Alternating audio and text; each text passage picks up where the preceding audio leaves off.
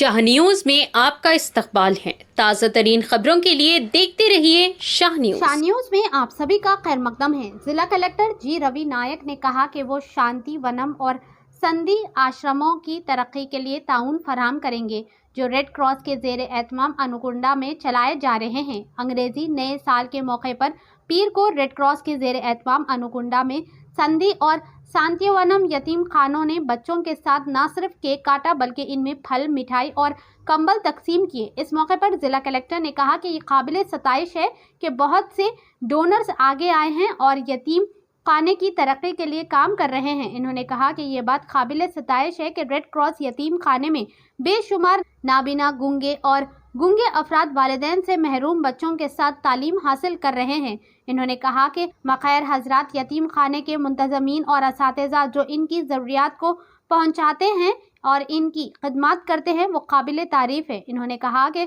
दूर रहकर अपने अहले खाना की खिदमत करना बड़ी बात है। इन्होंने मज़ीद कहा कि वो ज़िलाई इंतज़ामिया की जानिब से यतीम खाने को तरक्की के लिए ताउन फराहम करेंगे। इस मौके पर ज़िला कलेक्टर ने लोगों पर जोर दिया कि वो सीखे कि इंसान की पैदाइश हमारे हाथ में नहीं है, गुर्बत हुनर की राह में रुकावट नहीं बनती। इनकी माजूरी को चैलेंज के तौर पर ले मेहनत से मुताला करे और मतलूबा मैदान में आगे बढ़े। हर एक को इस तरीके से काम करके साबित करना है कि वो क्या है, किसी से कमतर नहीं है।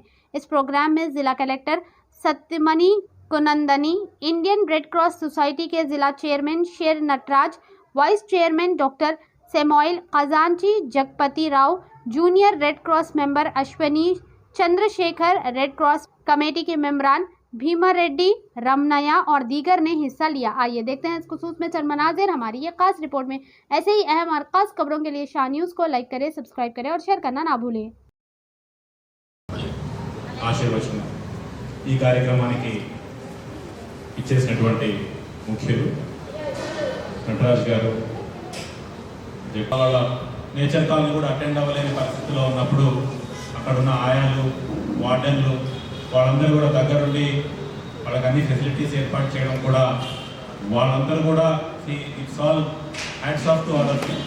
చాలా బాగా సర్వీస్ చేస్తాము, చాలా నీట్గా ఉంది. ఇంతమంది నటరాజు గారు చెప్తా ఉన్నాం, మన పుట్టుక అనేది మన చేతిలో ఉండదు. మనం ఎవరు కూడా ఇట్లాంటి ఇబ్బందికర పరిస్థితుల్లోనో లేకపోతే ఏదైనా డిఫరెంట్లీ ఏబుల్డ్గానో పుట్టాలని ఎవరు కోరుకోరు. బట్ అట్లాంటి వాళ్ళని గుర్తించి రెగ్యులర్గా అందరికీ చేయడం వేరు, ఇట్లాంటి పిల్లల్ని గుర్తించి వాళ్ళ అవసరాలు గుర్తించి వాళ్ళకు సేవ చేయడము. చాలామంది ఇంతకుముందు చెప్తా ఉన్నారు, ఎంఆర్ పిల్లలు ఎవరైతే ఉన్నారో చాలామంది కూడా వాళ్ళు